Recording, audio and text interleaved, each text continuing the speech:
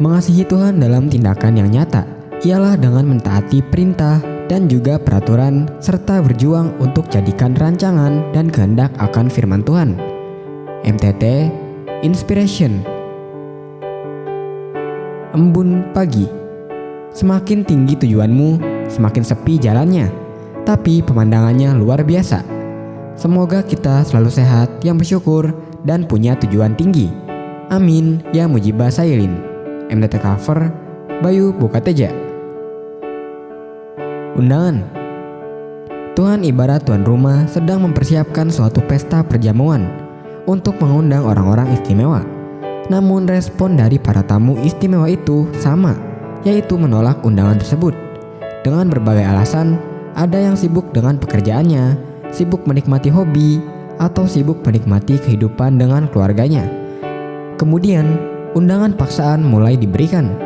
Namun responnya tetap sama, yaitu masih ada yang tidak menghiraukannya. Dari perikop ini, kita belajar tentang undangan istimewa dari Allah kepada kita. Tuhan sangat menghargai kita dengan mengundang dalam pesta perjamuan istimewanya.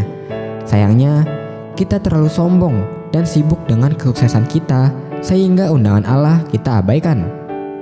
Kita harus perhatikan undangan bersekutu dengan Dia setiap hari, jauh lebih penting dari apapun yang kita kerjakan di dunia saat ini. Sudahkah kita menyediakan waktu untuk merespon undangan Allah setiap hari? MTT Cover, Purwoto, Jakarta. Pasar di Kota Pelangi. Alkisah di sebuah kota bernama Pelangi. Setiap orang terkenal karena bakat uniknya.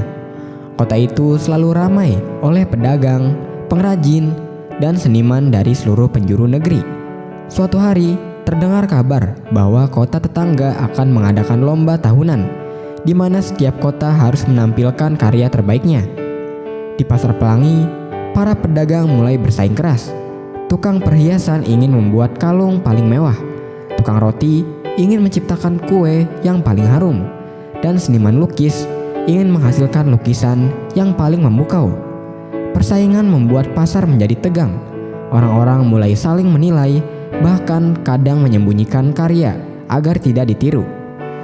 Di tengah hiruk-pikuk itu, seorang pemuda penjual mainan sederhana memperhatikan semua orang.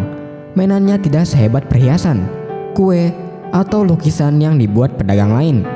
Tetapi ia selalu tersenyum pada setiap orang yang datang. Berbagi mainan gratis dengan anak-anak yang lewat.